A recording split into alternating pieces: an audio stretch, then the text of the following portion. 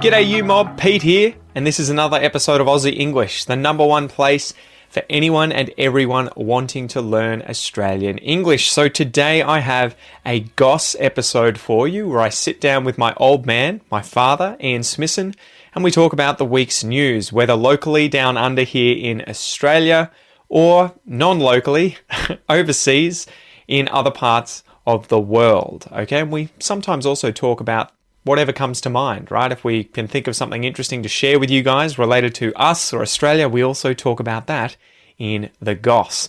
So these episodes are specifically designed to try and give you content about many different topics where we're obviously speaking in English and there are multiple people having a natural and spontaneous conversation in English. So it is particularly good to improve your listening skills.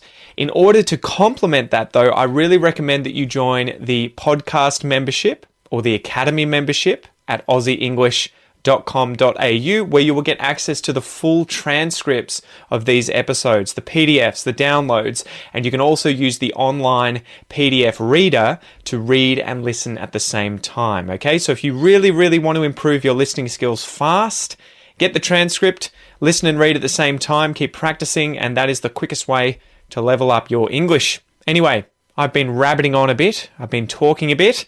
Let's just get into this episode, guys. Smack the bird, and let's get into it.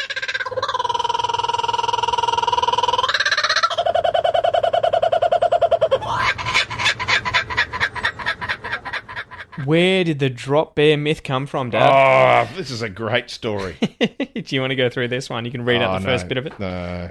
No, you don't want to? Oh, no. Just no. The drop bear myth, which says Australia is home to a killer species of koala that will jump from trees and latch onto you, has scared tourists for decades. But where did the myth come from? To pause, how epic would that be? If we had this random...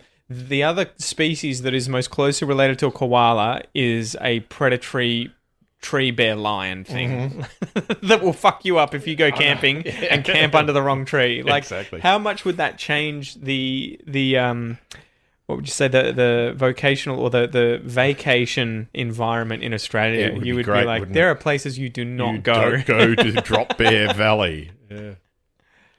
Anyway, keep going. Yeah, so... and the next bit I'd actually never heard of. What, that it came from the army with the Vegemite and everything? Yeah, I'd never heard the Vegemite story. Read that out for them. You can... All right, have you ever plastered Vegemite all over your face? It's not the most fetching look and can take some time to scrub off. However, over the past 40 years, that's exactly the look many a visiting US soldier has willingly worn. According to their so-called Aussie allies, smearing your cheeks and forehead in the yeast extract reduces the risk of being attacked by a drop bear. After all, no one wants to be ripped to shreds by that carnivorous long-fanged relation of the koala that can silently drop from the trees onto their unsuspecting prey, do they? Apparently, at least according to this article, and the gentleman who has the website, I'm trying to find it, Mythocreatology, Ian, who runs Mythocreatology, this originated... Not this Ian. This originated in, I think, around the Second World War, right? With the Allies working together with Americans. That's what they're talking about. Coming to Australia. And this joke just kind of starting, right? With, I guess... I don't think drop bear was originally used, that phrase, but the concept of there being a dangerous animal in the trees. And if you wear Vegemite on your face, then it's going to prevent you from being attacked. Or toothpaste behind your ears. Yeah. Yeah, and the whole point of that is obviously to just humiliate the person because there would be no other reason you would ever put that onto your body. Because you're stupid. Yeah. But the interesting thing here that blew my mind was that apparently the myth was kind of brought to... I guess the rest of the country in the 80s. I think it was 1982 they mentioned here. Yeah. Here. In a parody of the first Indiana Jones film, Raiders of the Lost Ark, 1981, Hogs, as in Paul Hogan, as in Crocodile Dundee, featured drop bears in a skit in his television comedy, The Paul Hogan Show. So this, for you guys who don't know, this is how Paul Hogan sort of shot to fame. He had this show back in the 70s and 80s where... It was just skits and comedy. So in the slapstick segment, Cootamundra Hogs, endured untold horrors of the Australian bush, including being attacked by killer koalas silently dropping out of trees. Classic drop bear behaviour, according to the Australian Museum website. So yeah, apparently the actor Paul Hogan, who is Crocodile Dundee in the Crocodile Dundee movies, is the person who brought the drop bear to mainstream Australia, though it had been around since the 30s and 40s in Australia with the Allies working together. And that joke kind of getting around. And apparently I think it was that they had drills where, for the Second World War, they would go through certain areas in the bush and have to look up in trees for snipers, and the person waiting up in the tree would drop things down on them as a kind of, I gotcha. Like, you just got sniped, bitch. You know, I just dropped some Vegemite on your head. So, or a 90-kilogram koala with giant fangs. I know. So, yeah, it is something that is funny where, at least when I was doing my PhD and master's degree, I met a lot of Americans and other people who'd come over, and we'd inevitably end up in the bush doing some, fauna survey somewhere, and that joke would always come up. And a lot of them, because they were biologists, cottoned onto it and were like, that's bullshit. But then others would also be like, are you serious? I had never heard of that. No. Why had I never heard of that if it's so dangerous? And it also, I was never a scout, but my friends of mine who were, said, and that's, I reckon the sort of hoax thing in the 1980s is probably when it hit mainstream television, but I have a memory earlier than that, of friends when I was a sort of young teenager who were scouts of being told these sort of ghost stories around the campfire when you're out there of drop bears. So I think that the myth had already been sitting there around and the term drop bear had been used. But, obviously, according to this article anyway, Paul Hogan was the one who, at least put it out there on public television. Yeah, that's the earliest time they can find it. So, yeah, how do you feel about this? Do you feel like it's a funny part of Australian culture, like what would you call it? Not doxing. What's the sort of hazing? Hazing the newbies. Yeah. Doxing is kind of shaming people by getting their work to find out about something they've done online and firing them. Hazing is more like you want to join a certain group. It's practical joking. You have to go through a period of effectively humiliation or trials. Yeah, exactly. I think the most common version of it would be that people would know about would be, if you were in America going to college, you would be in a frat house, for example. They would haze you before you end up in the frat house. Yes. You have to, I don't know, walk around on all fours naked or something and then drink a beer or whatever it is. But have your head shoved down the toilet and all that sort of rubbish. This seems to be a hazing thing for a lot of... I don't know if they do it to...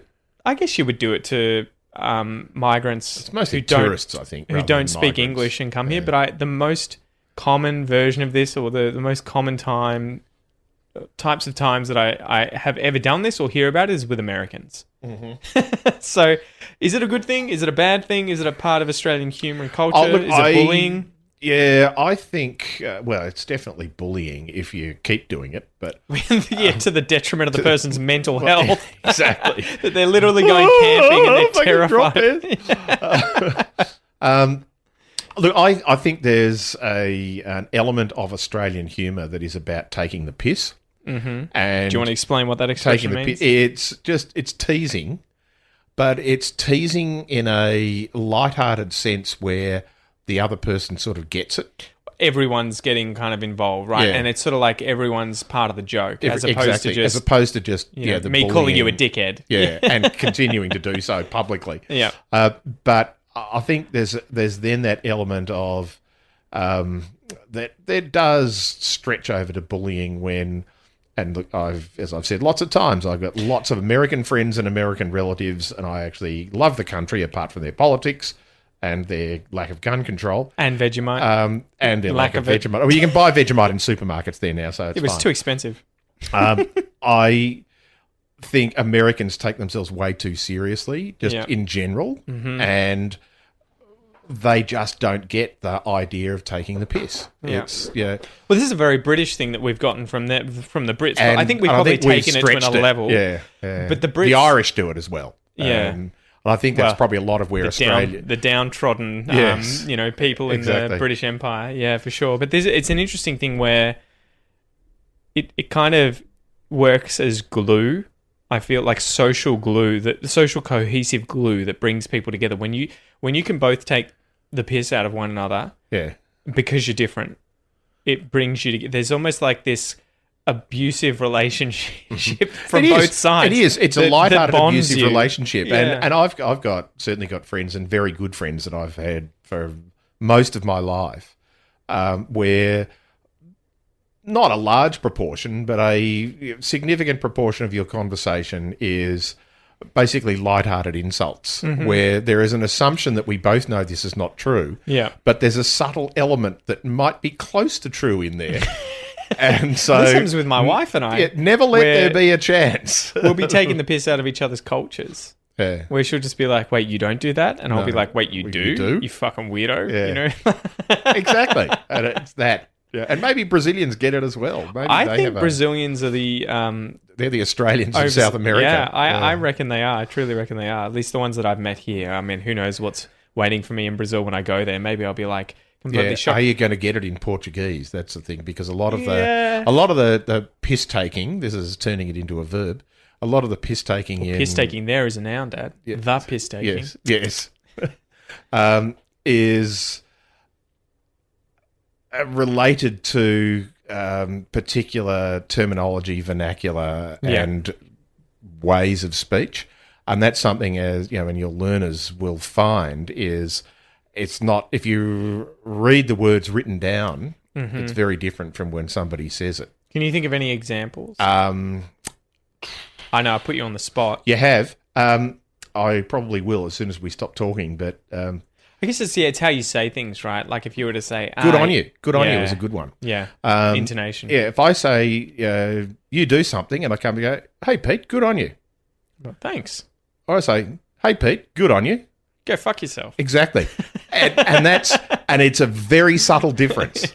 And Australians just hear it instantly. It's the dropping. It's the good on you is the nice one, and then the good on you. Yeah, good on you. As soon as it comes up, it's got the question mark at the end of it. Sarcastic. That rising intonation has that sarcastic question mark of, I'm lying here. You know, good on you. Yeah, yeah. It is funny. It is funny how you just have to learn those things too. I wouldn't shy away from it, guys. It may be one of those things where you kind of feel like you're sort of deaf or blind when it comes to understanding, what's going on for a long time, but the image will get clearer or the music will get louder, and clearer the more you practice it. But I definitely have those moments with my wife. I'm sure she says a lot of shit that I'm like, I have no idea what you mean in terms of the subtleties. Yeah.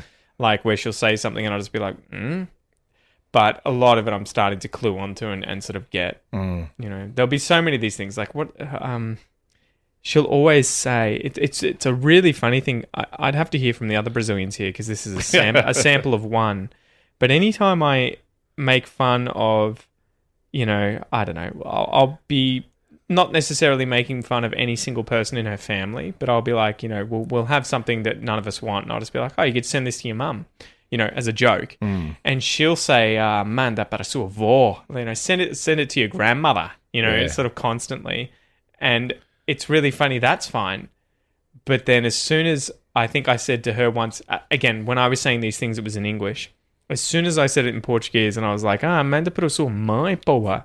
Send it to your mum for fuck's sake. She was like, now I'm upset. Now you've overstepped. And I was like, wait, what? You could insult my mum. Insulting my grandmother is worse than insulting my mum in English, right? Like, because my grandmother is obviously... They're sacred. Old people are sacred. Yeah, exactly. Whereas for her... And I don't know if this is a northeasterner thing. Yeah, the mums are sacred and the grandmother's like, fuck the granny. So it was a really interesting thing getting used to that cultural difference and that, where you overstep the mark and all of a sudden you're like, oh, okay. But that's part of it. Yeah, and I think either you've talked about or we've talked about the books from the 1960s. The first one was They're a Weird Mob. By the nom de plume was Nino Calotta. Yeah. And it's basically an Italian immigrant comes to Australia and thinks he speaks English but doesn't really understand the Australianisms. Let me check just quickly. They're a Weird Mob YouTube. I have a feeling that this movie is on YouTube and you guys can watch it for free. There's bits of it on there, so you can at least go and find it. The movie's okay. The books are funnier. So if you get the chance to find the books. Yeah. But there's a point in the first book, they're a weird mob, where he starts to understand that insulting each other is what you do with your mates. Mm-hmm.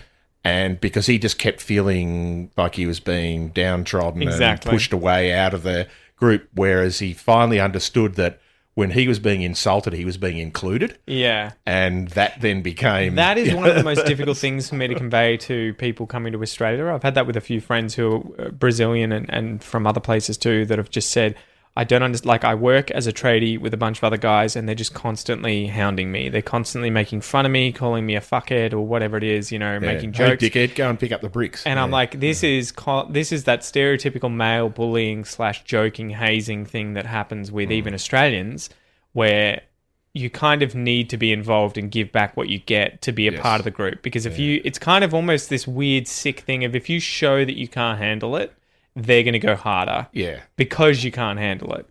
And so it's for whether or not it's fair, whether or not it's okay. And they'll go harder because you're not one of them.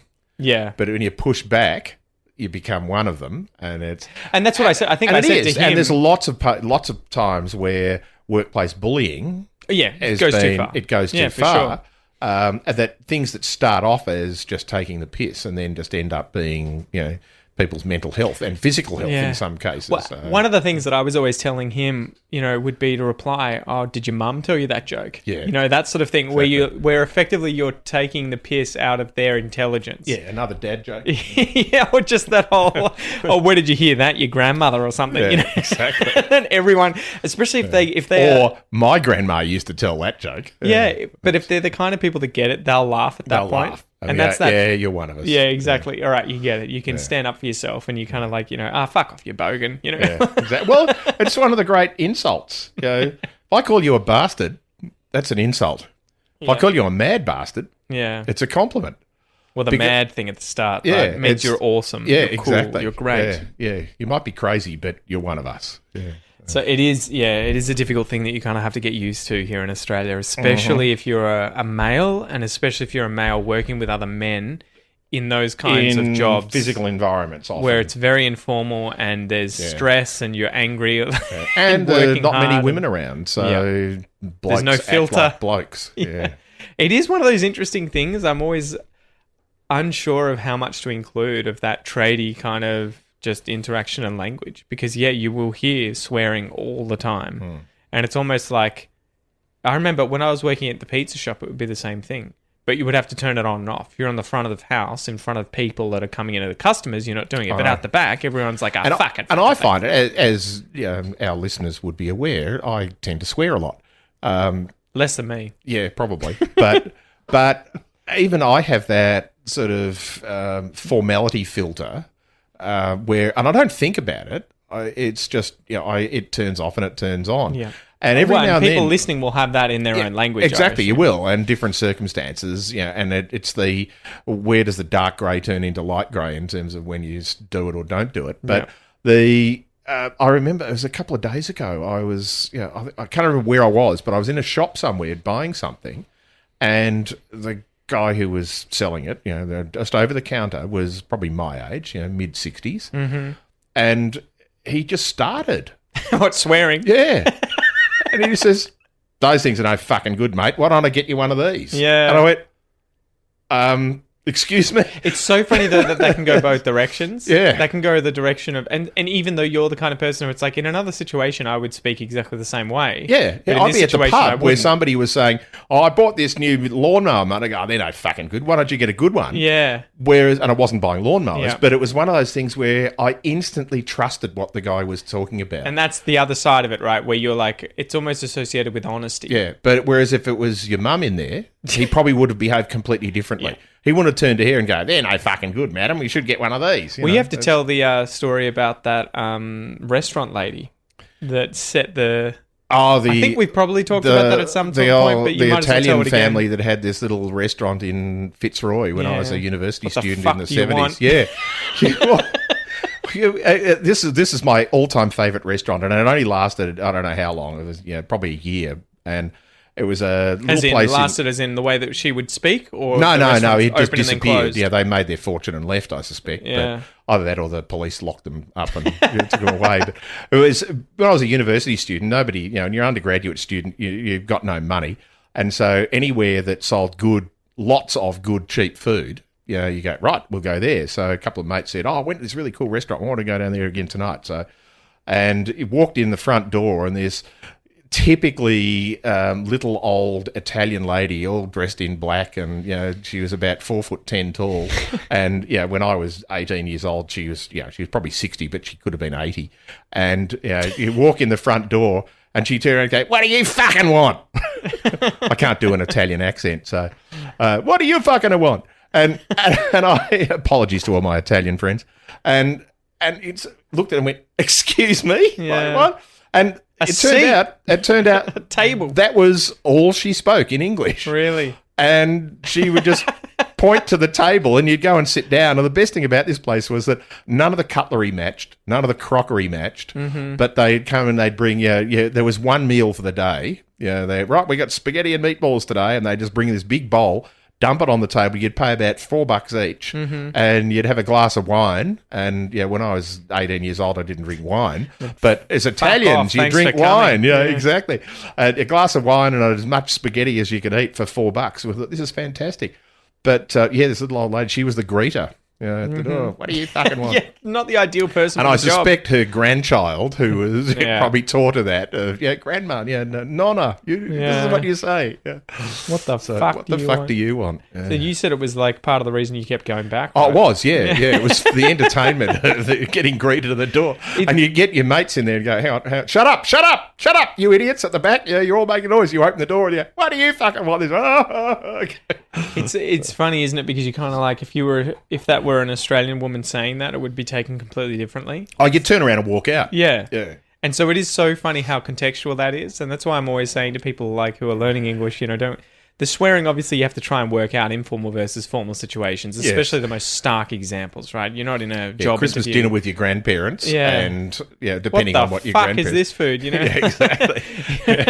Who forgot the brandy butter again? You have to get to a point where you no longer care about your grandparents' reactions. Either that or they say, swear. And if I'm old enough to, if I live long enough to have your children and your sister's children swearing dropping at me, F-bombs at the swearing table. at me, I'll be very happy, I think. Yeah, you reckon? Yeah. Yeah. Not when they're 7, but... Again, it's funny how that's context dependent. Yeah. At 5 you can't, but if you're 15, you can tell me to go fuck myself. Yeah, exactly. Because you know what it means. Yeah. But it is interesting how those